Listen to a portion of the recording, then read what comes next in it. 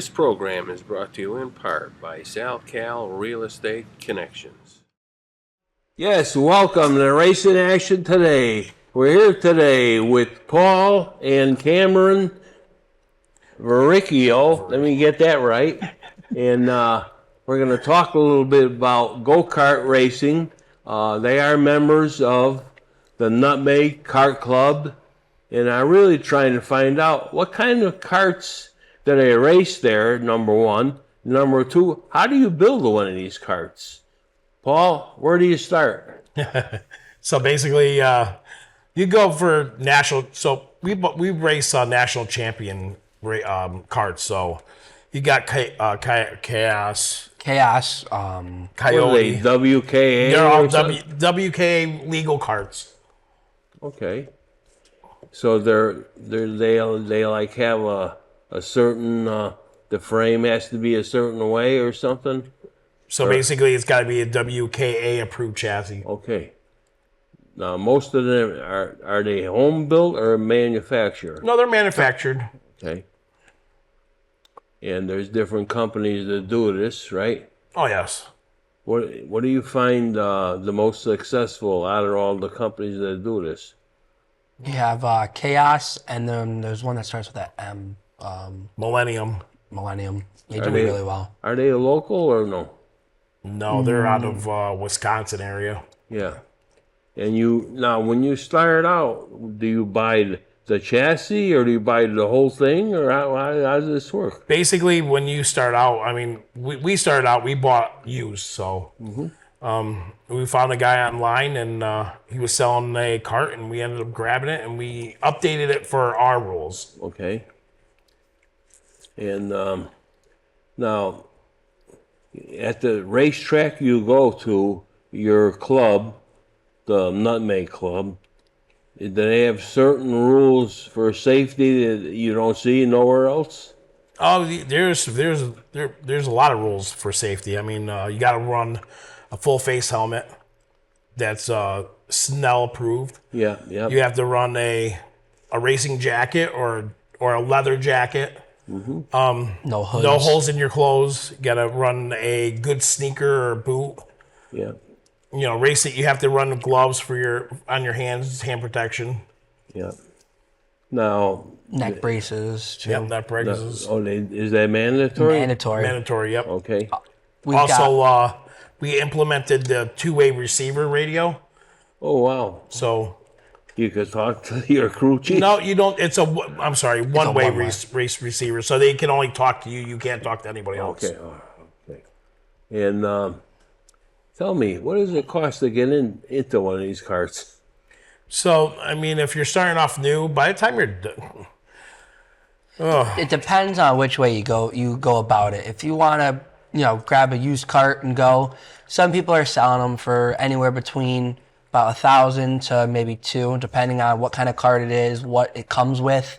And then starting out brand new with everything, depends on what you're buying. If you're trying to buy just the cart itself, without a body on it, it could be only a couple $100. A couple couple thousand brand new. Or then you got the other ones you could buy, the best ones out there, they could be, $2,000, $3,000, $4,000.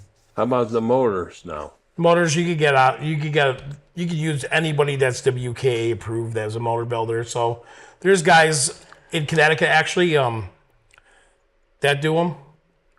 I believe it's Roy out of Clinton. He does motors.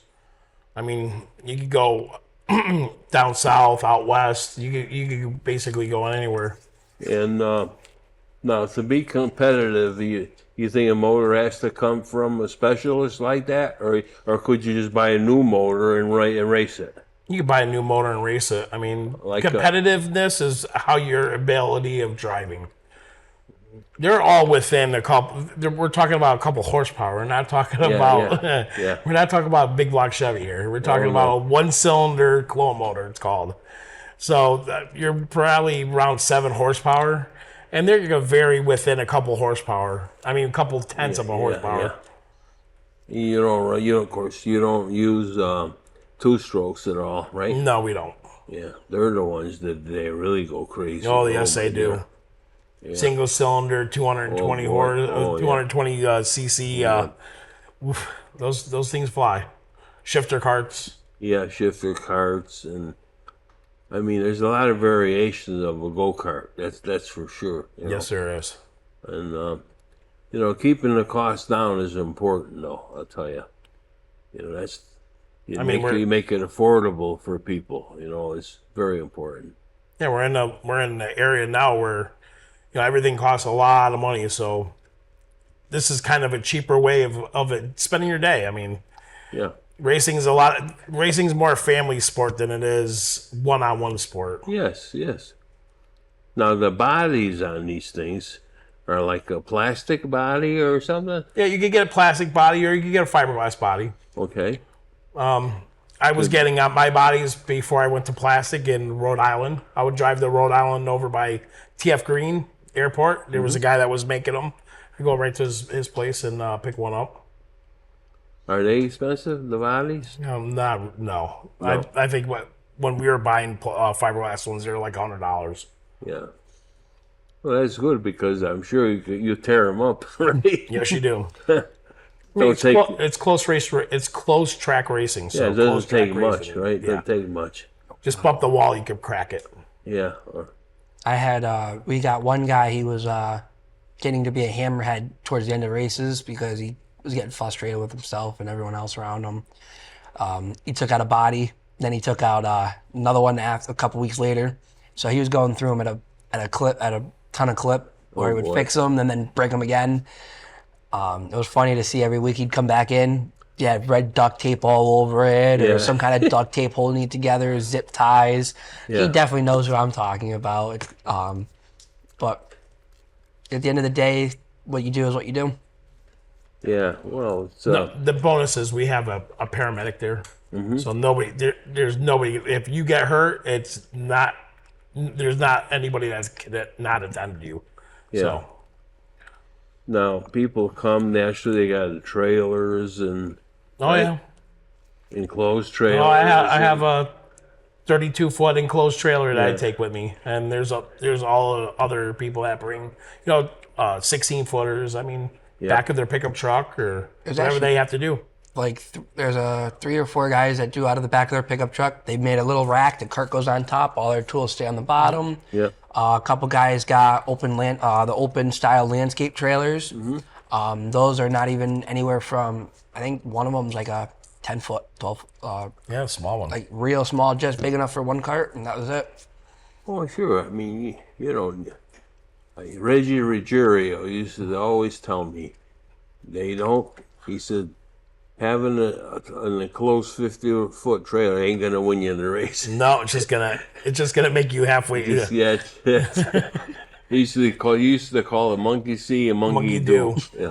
I personally liked it when I was racing street stocks back at Stafford. There was no enclosed trailer. You could not load on an enclosed trailer. You had to be on the open trailer. Oh wow. Oh yeah, that was a rule Oh wow. for a long time, and then they finally lifted it. That's interesting. I think towing it with an open trailer is a lot more fun because people get to see what you have. People see it. Yes. Yep. I mean, we go up to Stafford on Thursday nights with 3 cars almost every week, and get the guys that come by, they're driving by you, they look over and they're like, Yeah, cool. give it a thumbs up Absolutely. or the beep beep. And get the little children in the back seat in the car seats waving. And they're It's a just lot of looking. fun. Everyone. I mean, racing. There's all types of racing. You're not going to believe what I'm going to tell you now. I have a Honda motorcycle. We vintage race it. I don't drive it, but it's like a 1972 CB350, and we vintage race it with an organization up in New Hampshire. Really? Would you believe we had that bike at the New Hampshire Speedway? Oh, I know where you're talking. Oh, yeah. Yeah, it's all fun. That's what it's for, Wow. And so there's all different forms of racing, but the trick is to make it affordable, so Right. you could do it without, putting a dent into your lifestyle. You know. I've always said if you're gonna race, you race within your means. Don't go above and beyond your means because it just makes your lifestyle very crampy. No, you're right. You're right. I mean, there's nothing wrong with street stocks and dare definitely not. stocks, and you know. I mean, it's competitive now. I bet. Oh, it's very competitive now. It's a lot more. It's a lot. So nowadays, it's more industry pushed.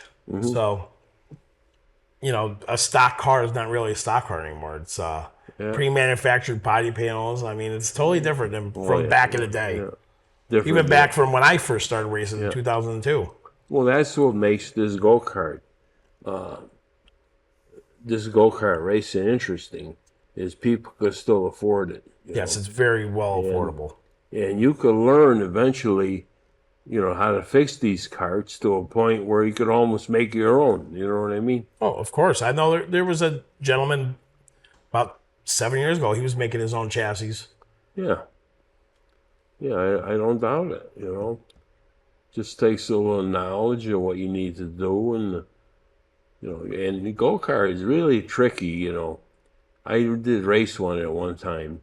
I mean, the flex in the car, no springs or nothing. We're talking about the flex in the pipes and the tubing, right? Oh yes. And so there could be a lot of fun either way, right?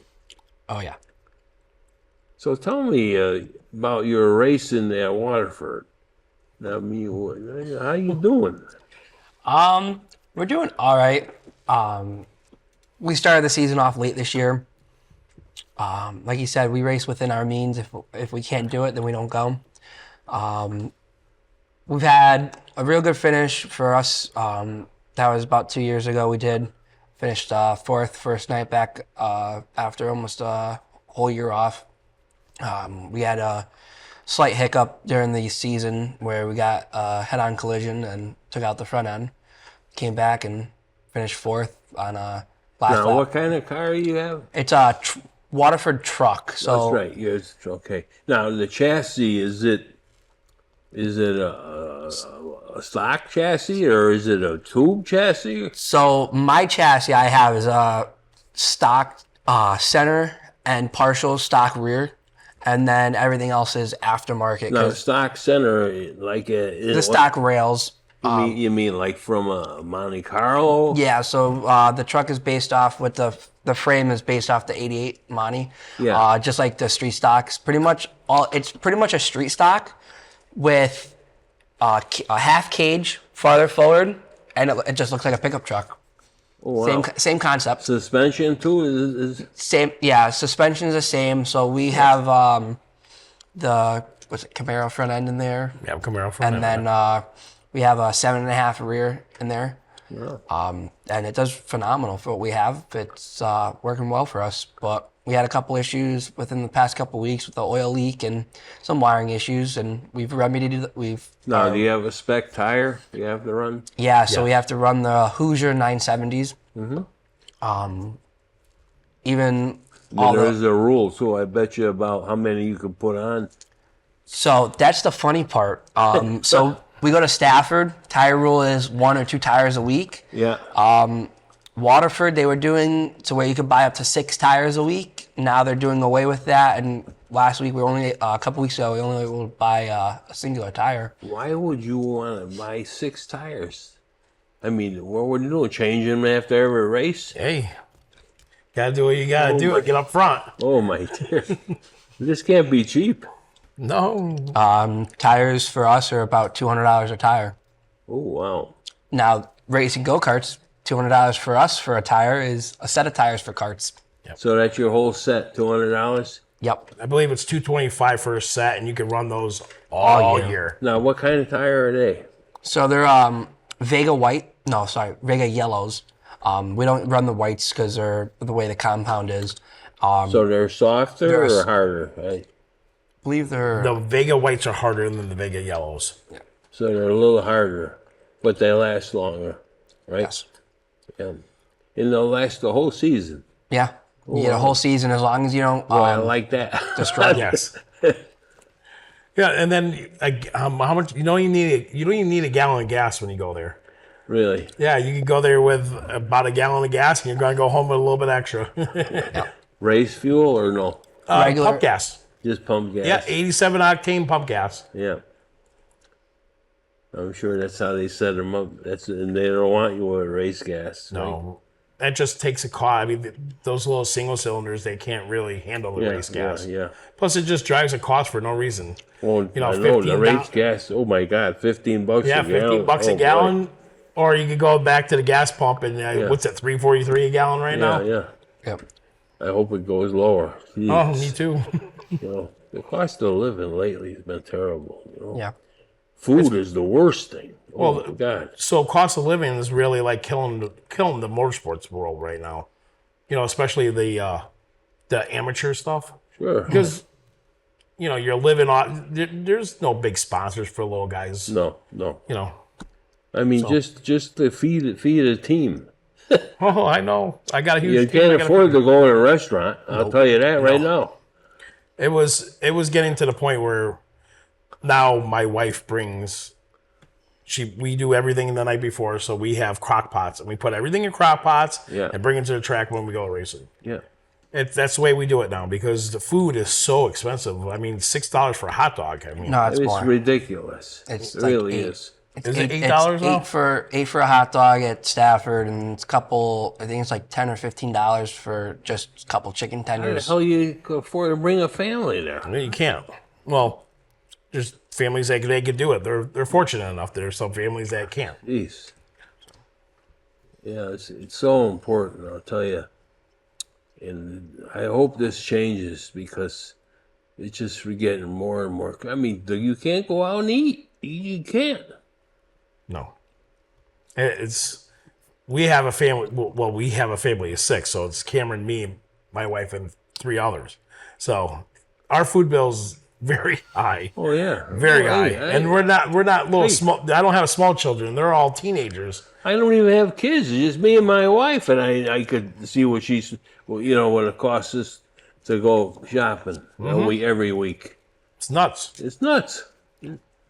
That it's either that way or now taxes are kicking everybody's rear end now because the property values went up, and Yeah. it's a little rough out here sometimes. But Yeah, at least you got now something that to go you and mention enjoy. it, this past month has been terrible. Taxes are due. Insurance on the car and the house were due in the same month. Yeah. I mean, that's not fun. No, that's why the go karting is if you want to get into a form of racing, that's why I let the boys still do it. Now the boys these still do it. kids that go up to what do you call light? What do you call SK light? Yep. I mean, they're in for a rude awakening there. I bet when it comes to cost. That's basically you're on a regular modified Yep. with just a spec motor. Yep. Tires. Tires you don't have they don't allow you buying 3 tires. You can only buy 1 tire a race.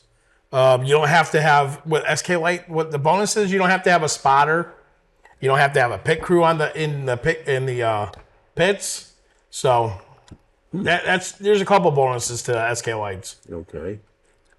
But I mean, it's still costly. It's not cheap. Oh, it's not cheap. Nothing's cheap. And they have a decent chassis, and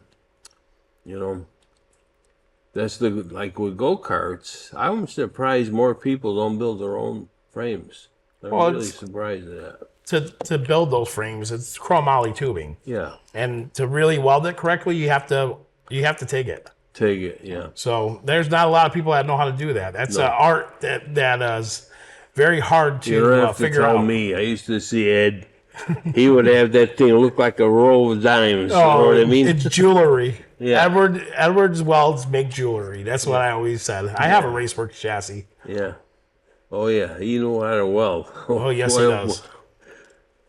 The hardest part with trying to weld, or not even weld, but put a go-kart chassis together is you gotta get the right flex points.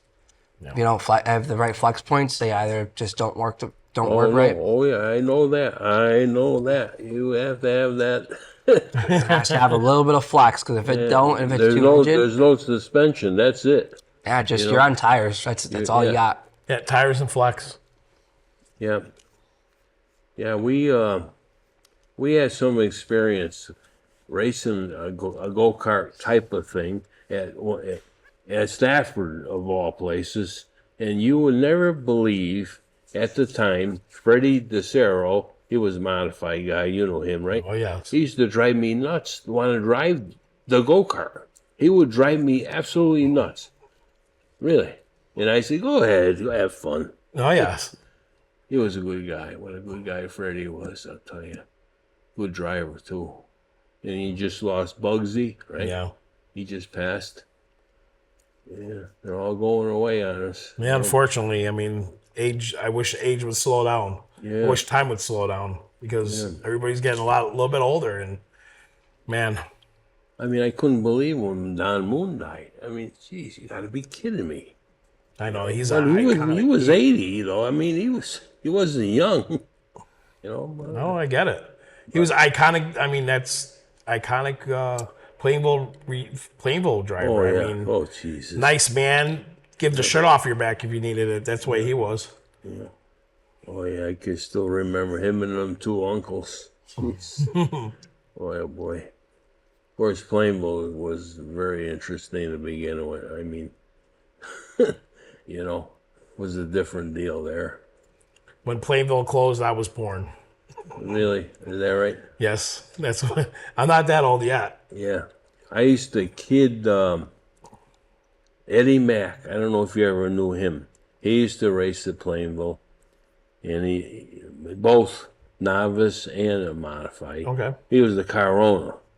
And he used to kid me. He said, I'm going to Lowe's today, and when I go in there, I feel like I'm in the pits. he would tell me. Wow. I I remember Riverside. I mean, Riverside, there's a lot of great drivers that came out of Riverside. Oh, sure. Stan Greger. Oh, yes. And, he's a good guy. I talked to him recently. He never wanted to be in the limelight.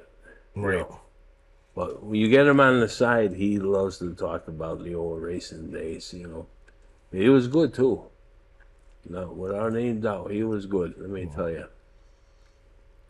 Of course, that place produced a lot of good drivers. Yes. Reggie, jeez. Man, the records he got, oh, my dear. Oh, yes. Also, Monadnock, too. I believe Reggie raced a lot at Monadnock. And I'm trying to think. He did some Stafford, I believe, too. And, of course, back then, you did all this craziness. Back then, you went down to Pennsylvania, Nazareth. And, Race of Champions over at... I'll never forget, I had a round table discussion. We did a show. Reggie was one of the people there. Dave Alkus. He just died. What's his name? 00. What the hell is it? Bugsy. Oh, Todd Clark. Mordino. Oh. Not Mordino. He was Mordino. Was his son though. I know, but the other guy. What the hell is his name? Jap. What the hell is his name? Oh, Membrino. He was there. And Reggie was at that round table. Said to me, Larry, if you could drive a car at Plainville Stadium, you could drive it anywhere. That's what he told me. I couldn't believe that. He was good too. I'll tell you, he was very good. He was a nice man. Yeah. Seeing him over at Stafford, it was very pleasant to see him. Yeah. Him and the boys. Yeah, he does good. Guess he's down south now, and I don't know what he does down south. His kid had an interesting job with Toyota. What do they call that? TD. It's like a development team. TDR or something like that. Yeah. Yeah. He moved down there. Of course, they're having the hurricane right now. He's probably swearing up and down. But we get them too. Oh, yes. Yeah, this hurricane's going to do dampen a lot of racing in Connecticut this weekend. Well, it's been a rainy kind of a year, last week we had a rain out. Well, half rain out. Then I was this going week, to say, you never race in the rain, right? With go-karts, right? no. It's too slick. Well, we try to track when we get rain. We try to get the track dry enough to race. I mean, we've had one year where they got it graded down to where there was some kind of dry clay. Yeah. That was a fun day. Someone bet me I couldn't go through the wall of mud. Did that. Got $100 from that. That was funny. Boy. Oh yeah, that was a mess. That was probably one of the best races we had, though, was when it was slick. Going through the corners, you're completely sideways. Oh, sure. And you're watching everyone behind you, able to drive through the You corner. would really need an aggressive tire or something, to make it work right. No, we made it work with a slick. Yeah. When I'm that sure was, it was interesting. It was probably one of my best finishes that night, too. Yeah. So you enjoyed go-kart racing, huh? Oh, yeah, I haven't been around it since I was about 7. Since I've been around it, it was always fun. Everyone, seeing all the other kids come and go. Yeah. You got some of the girls we used to race against. They're moved on to bigger and better, and they're doing real well. Had one of the kids that I raced with. He sadly passed away last year. He was phenomenal driver. He was a great shoe. Could drive anything he wanted, and it went. We see his father all the time, and we get to talk, and it's great to see him again. And he's always around. Comes to Stafford. The camaraderie is special. Yeah. With any race, really, it's a good thing. And gentlemen, as usual, when we're having fun, time has flown. And I bet you never thought that this would go like it went. Oh, this is great. Huh? This is great. I want to thank you for coming.